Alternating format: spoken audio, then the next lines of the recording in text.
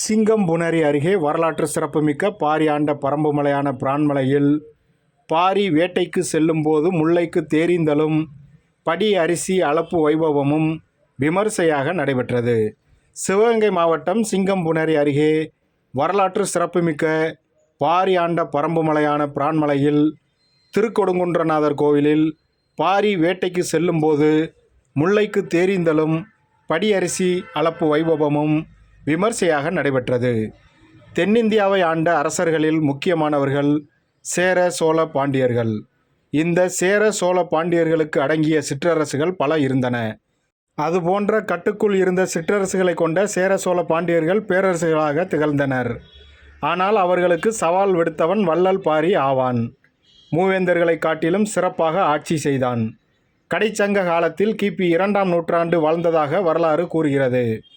பறம்பு நாடு இதுவே வள்ளல் பாரி ஆண்ட நாட்டின் பெயர். சிவகங்கை மாவட்டத்தில் உள்ள பிரான்மலையை அன்றைய பறம்புமலை 300 ஊர்களை கொண்ட மலைநாடு தான் இந்த பறம்புமலை. சுனைகளும் தேனடைகளும் பலா நாவல் மூங்கில் மரங்களும் சூழ பல வளங்களை கொண்டு இருந்த நாடு பறம்பு நாடு. தன்னை நாடி வரும் பறவைகளுக்கு தன்னுடைய பழங்களை கொடுத்து சந்தோஷிக்கும் பழமரம் போல தன்னை நாடி வரும் அனைவருக்கும் கேட்டவற்றையும் கொடுத்தான். கேட்காத போதும் அள்ளி கொடுத்தான் வள்ளல் பாரி. கொடையில் சிறந்த பாரி மன்னனுக்கு இயற்கை அளித்த வரம் போல பறம்புமலை விளங்கியது. இயற்கை வளம் கொஞ்சி விளையாடிய பறம்புமலையில் எங்கும் செல்வ வளம் செழிப்பின் உச்சத்தில் மக்கள் வாழ்ந்து வந்தார்கள். விவசாயிகள் பயிர் செய்யாமலேயே பயிர்கள் வயல்வெளிகளில் விளைந்த பொற்காலம் அது. அக்காலங்களில் பாரி நகர்வலம் செல்வது வழக்கம். ஒரு முறை அப்படி செல்லும்போது சுற்றிலும் மரங்கள் செடிகள் இல்லாத ஒரு சமவெளியில் காற்றில் ஒரு முல்லை கொடி அங்கும் இங்கும் அலைக்கழிந்து ஆடுவதைக் கண்டு பதறிய பாரி மன்னன் உடனே தேரை நிறுத்தி குதித்து கொடியின் அருகே ஓடுகிறான். முல்லை கொடி மன்னனை நோக்கி பற்றி படர, அருகில் எதுவும் இல்லாமல் காற்றடிக்கும் போதெல்லாம் அல்லாடுகிறேனே, என்னை காக்க மாட்டீர்களா மன்னா என்று அந்த சிறிய மலர் செடி தன்னை பார்த்து கேட்பது போல வீசும் காற்றில் கொடி அசைவதை கண்ட மன்னன் ஒரு வினாடி கூட யோசிக்காமல் தேரோட்டியை குதிரையை அவிழ்த்துவிட்டு தேரை அருகில் கொண்டு வர பணிக்கிறான். தேரோட்டியும் அவ்வாறே செய்ய பற்றி படர கொழு கொம்பில்லாமல் தவித்த சிறு முல்லை கொடியை தேரில் படர விடுகிறான் பாரி. அழகு பார்த்த வேளிர் வேந்தன் வெற்று கால்களை கொண்டு நடந்தே அரண்மனையை அடைகிறான். தேரோட்டி மூலம் நடந்ததை அறிந்த மக்கள் முல்லைக்கு தேறி இந்த பாரி மன்னா வாழ்க என்று ஆரவார பேரொலி எழுப்பினர். இதனை கேட்ட புலவர்கள் மூவேந்தர்கள் செவிகள் புளித்து போகும் அளவுக்கு பாடி திளைத்தனர். இந்த நிகழ்வை நினைவு கூறும் விதமாக பிரான்மலை திருக்கொடுங்குன்றநாதர் கோவில் 3 அடுக்கு நிலையில் உள்ளது. ஆகாயம், மத்தீபம், பாதாளம் என்று 3 நிலைகளில் சிவபெருமான் காட்சியளிக்கிறார். பாதாளத்தில் திருக்கொடுங்குன்றநாதர், குயிலமுத நாயகி அம்மன், மத்தீபத்தில் வடுக பைரவர், ஆகாயத்தில் மங்கை பாகர் தேனம்மை ஆகியோர் காட்சி தருகின்றனர். இந்த வரலாற்று சிறப்புமிக்க இந்த கோவிலின் சித்திரை திருவிழா கடந்த சனிக்கிழமை கொடியேற்றத்துடன் விமர்சையாக துவங்கியது. திருவிழாவின் 7ஆம் நாள் முல்லைக்கு தேரிந்தல் நிகழ்வு நடைபெற்றது. யானை முன்னே செல்ல பாரி வேட்டைக்கு புறப்பட்டான். அப்போது குன்றக்குடி பொன்னம்பல அடிகளார் மலர் தூவி வழி அனுப்பி வைத்தார். பாரி வேட்டைக்கு சென்று திரும்பும்போது கோயில் வாசல் முன் தேரை நிறுத்தி தேரின் மீது முல்லை கொடியினை குன்றக்குடி பொன்னம்பல அடிகளார் படரவிட்டார். பாரி வேட்டைக்கு சென்று திரும்பியதும் கிராம மக்களுக்கு படியரிசி அளப்பு வைபவம் விமர்சையாக நடைபெற்றது. 9ஆம் நாளான இன்று 5 தேர்களில் மாலை தேரோடும் வீதியில் பவனி வர உள்ளது குறிப்பிடத்தக்கது.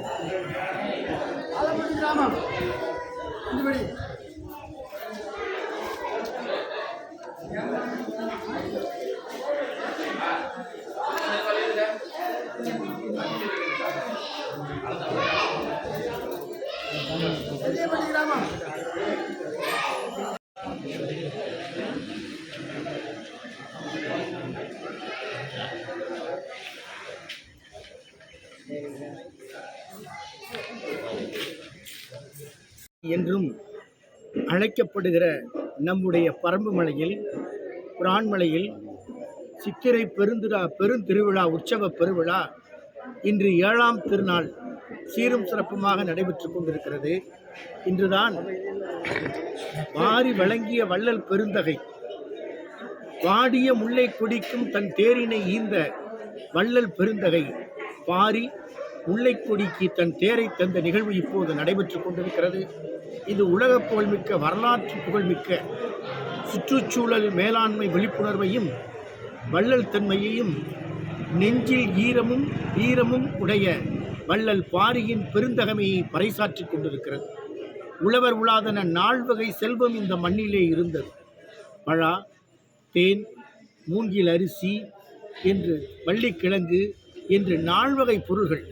மூவேந்தர்கள் முற்றுகையிட்ட போதும் அந்த முற்றுகையை எதிர்த்து போரிடுகிற வல்லமை இருப்பதற்கு இயற்கை சுற்றுப்புற சூழலும் காரணம்தான். அதனால்தான் கபிலன் சொன்னான், பாரியிடம் வாருங்கள், ஆளுநர் பாடுனராக வாருங்கள், தன் 300 ஊரையும் தந்து விடுவான் என்றார்கள்.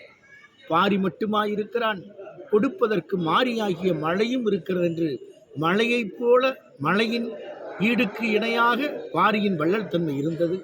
அந்த பாரியாண்ட பரம்புமலையில் அந்த மாபெரும் நெஞ்சில் வீரமும் உடைய அந்த மன்னனின் பெருந்தகமை எண்ணி இந்த பெருவிழா நடைபெற்று கொண்டிருக்கிறது.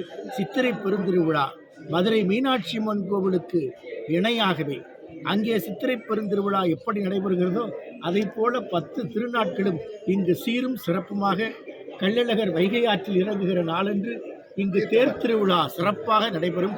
4 தேர்கள் பவனி வரும். அந்த அளவிற்கு பெருமையும் 5 தேர்கள் பவனி வரும். அந்த அளவிற்கு மிகச் சிறப்புமிக்க இந்த சித்திரை பெருவிழாவை நம்முடைய திருக்கொடுங்குன்ற நாதர் தேனம்மை மங்கைபாகர் தேனம்மையின் நம்முடைய பைரவர் வடுக பைரவர் இங்கு ஏகாந்தமாய் காட்சி தருகிறார். கண் பார்வையில் பார்த்தாலே துன்பங்கள் நீங்கிவிடும். பார்த்த பார்வையில் எதிரிகள் அழிந்து விடுவார்கள். பார்த்த பார்வையில் எதிரிகள் அழிந்து விடுவார்கள். துக்கிரகம் செய்து விடுவார். தீமையை அழித்து விடுவார். தீமையை நன்மையாக மாற்றுவார். எப்படி முருகப்பெருமான் சூரபன்மனை அழித்து நன்மையாக மாற்றினாரோ அப்படி எந்த தீய சக்தியும் நம் வடுக பைரவர் பார்வைப்பட்டாலே அழிந்து காணாமல் போய்விடும் என்பது வரலாற்று சான்று. அந்த வகையில் புராண பெருமையுடைய, சங்க இலக்கிய பெருமையுடைய, இயற்கை சுற்றுப்புற சூழல் பெருமையுடைய நம்முடைய பிரான்மலையின் இந்த சித்திரை திருவிழா சீரும் சிறப்பையும் அனைவருக்கும் வழங்கட்டும். வற்றாது வான்மலை பொழியட்டும். மக்கள் அனைவரும் மகிழ்ச்சியில் இருக்கட்டும். அனைவருக்கும் இனிய நல்வாழ்த்துக்கள், ஆசீர்வாதங்கள்.